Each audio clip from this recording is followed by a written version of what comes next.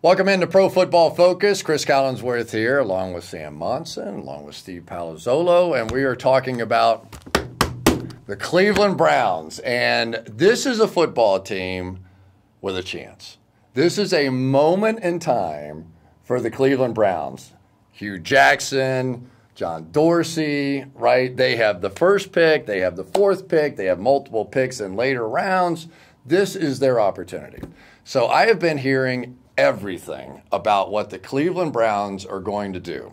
Are they going to take a quarterback with the first pick, take whoever comes with the fourth pick? Are they going to take Saquon Barkley with the first pick, take whatever it takes with the number 4 pick, take Saquon Barkley with the first pick, trade up from 4 to 2 with all that extra ammunition, get the first 2, get a quarterback, get the best running back in the draft, and here we go. The Cleveland Browns go from 0-16 to a Super Bowl championship.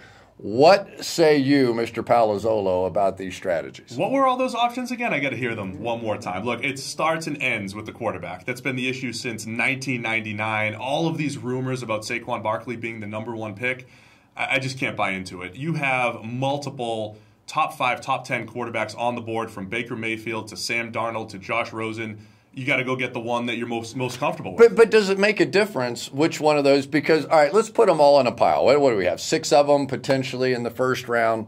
Let's put them all in a pile. Probably 3 of them make it, maybe 2, and the other ones are going to be a bust. Do you really think that you can tell among those 6 which one definitively is going to be the one that makes it? What makes it really fascinating this year is that there's so many different types and styles of quarterbacks just amongst these 6. You've got the guy that everyone wants to make a wide receiver in Lamar Jackson.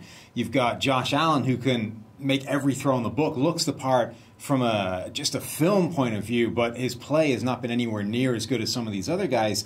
And then you've got Baker Mayfield, who, if he stood 6'3", would be the consensus number 1 quarterback in this draft by a distance. But he isn't. He's barely 6 foot. He's 215. But any way you slice the numbers, any way you look at the tape, Mayfield has been the number 1 guy throughout this entire college process. Okay, let's say that Saquon Barkley is the guy you have to have. So if you're not going to trade up, you have to take him 1, or else he's probably going to be gone before you get to 4. Do we agree? Running back at 1? That's where I'm having some issues. Hey, Kajana Carter turned the Bengals around, right? Oh, God, it's a different game. It's a different thing. It's a totally different thing. But let's say that you think he's that good, and I'm going to step back and put this disclaimer on it. Saquon Barkley, I've yet to see him throw a block in pass protection. He is not a physical runner for a 233-pound guy, right? He's a dance-around kind of guy. I'm not saying that you can't turn him into that, because the measurables off the charts, 41-inch vertical, 29 reps in the bench press, 4.4. This is a phenomenal talent. Mm-hmm. But is he worthy of the number 1 overall pick of the Cleveland Browns? Well, if you're going to take him high, it's because of his work as a receiver. You know, it's never been more important to have a running back that's a passing threat or a receiving threat in today's NFL. And Barkley is a phenomenal receiver, one of the best in the nation in terms of yards per route run, just how effective he was as a receiver. He isn't that great as a pure runner. With the ball on the ground, Great. He's going to try and bounce it out. His average in terms of yards per carry when he's met at or behind the line of scrimmage ranked 47th out of 48 qualifying running backs this year. That's not his game, but he's a guy that can change the table when you put him in there as a receiver. You can match him up with linebackers, with safeties, and they can't cover him. So if that kind of matchup weapon is worth that spot, I think he's worth taking. That's where you get, you compare him to a guy like Alvin Kamara last year at the Saints. Rookie of the year level kind of play. That's the sort of thing Barkley can do, even if he isn't that great on the ball, on the ground between the tackles. Le'Veon Bell, but Le'Veon Bell also has the ability to put his shoulder down and run over somebody and get those key 3 or 4 yards. Is Barkley worthy of the number 1 overall pick? No, I just can't get behind it. Our new analytics team, Chris, they're doing phenomenal work just starting to quantify this stuff. And there is no way a running back is comparable to any guy that you think could be as high as a top 15 quarterback. So if you think Baker, Darnold, Rosen, even Allen, if any of those guys could become a top 15 quarterback, it's a no-brainer. You have to take the quarterback over the running back.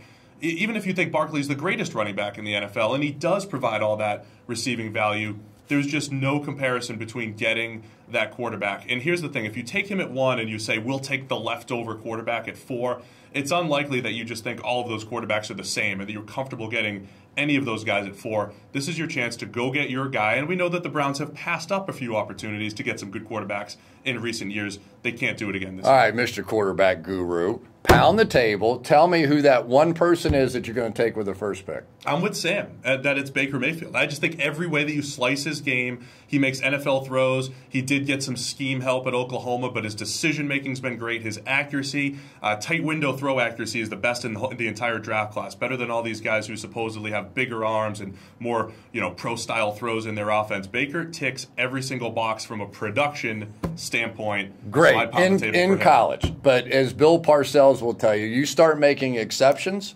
you've got a team full of exceptions. Is there a Drew Brees? Yes, there's a Drew Brees. But for the most part, how many Drew Breeses standing at 6 feet tall are they doing what he's doing? Hardly ever. And that's the thing. Baker Mayfield, if you're going to succeed in the NFL, you need to be the exception at that size. But he's already the exception. To be seen in the same conversation as these 6'5" rocket arm quarterbacks, Mayfield is already the exception. So that to say, okay, now he's 6 foot is going to be a problem. Now the height is going to hold him back. I don't buy that. I think he's already shown that he can be the exception. All right, you two geniuses. Now Baker Mayfield is the #1 overall pick. Now you're stuck at number 4, and you're taking something else, and somebody else has Saquon Barkley on their team. So who is it at 4 that we're taking? I want a defensive playmaker, and a guy like Maurice Hurst. I know he's got this potential heart issue, so we'll throw him off to the side for now, Michigan defensive tackle. But my guy in this draft is Derwin James, the safety out of Florida State, because he could just do it all. 6'3", 215. He is the prototype of what you want on the defensive side, a guy that can cover tight ends. He's shifty enough to cover slot receivers. Sam, we were even talking about moving him to corner at 6'3", 215 with those movement skills. The guy could do it all. I want him on my defense. And I think you've got the same conversation with Alabama's Minkah Fitzpatrick. I think those two guys are very similar in that neither of them right now are perimeter cornerbacks, but both of them might be able to translate to that at the NFL level. They may be Jalen Ramsey 2.0, either one of those guys. And even if they're not, they have that matchup potential to be able to play in the slot as a safety, cover tight ends, backs, cover guys like Saquon Barkley. You may end up getting the guy that can shut him down. Well, and in that division, it'd be nice to have somebody to cover Le'Veon Bell as well on that side of the ball. All right. Tell me why you're not trading up. You have a lot of picks in this draft. Why not go get whoever your favorite quarterback is and whoever your favorite player is? Beside that, maybe it's Saquon Barkley, maybe it's somebody else. Why worry about go get your 2 favorites? So I think if you're in the Browns' position, they've done a pretty good job the last couple of years, even though it didn't show in the record, of adding more talent to that roster. So I do think they've got some building blocks, but they still need a lot more. And when you have that high volume of draft picks, I think it's all about bringing in as many players as you can. There's decent depth. They've been doing that, and they went 0-16. Keep adding it. Right. Their 5-year plan was 2 years into it, okay? So they're 40% of the way there, and I do think that they did start off on the right foot with the talent that they did bring in. I don't think you do it because it's going to cost too much. Look what the Bears had to give up to move from 3 to 2 to get Mitchell Trubisky, just to guarantee him. I'll give you a better plan. Don't trade up from 4 to 2. Trade up back into the first round with all those extra picks. So trade back. Yeah. Get 3 first-round picks. Stay at 1, stay at 4, get your top quarterback, the best player there at 4. It's going to be a pretty good guy, whoever it is, and then come back into the first round for one of these edge rushers or for a guy lower down that can still help you. So you're not worried about being made out to look a fool when Josh Allen, this superstar, phenomenal passer, becomes the next Tom Brady, Peyton Manning. There's a chance. Look, Josh Allen has all the tools in the bag, but somebody set fire to the instruction manual. You're going to have to put it all together. You're going to have to build that quarterback. And if you do, you might get a guy that's as good as Baker Mayfield. Every coach thinks that they're a master craftsman, though. Yeah. So they think that they can do that, and that's why he's getting that top overall hype. I just have an issue with, the risk there. I know he looks the part. He's winning the underwear Olympics right now. I just have a problem with the consistency on the field and getting him up to the other level of the other guys. I'm a Baker Mayfield, Sam Darnold. If they took Sam Darnold, I wouldn't hate that either. But I do think those guys have separated themselves from the rest of his class. Steve Palazzolo, Sam Monson, Pro Football Focus.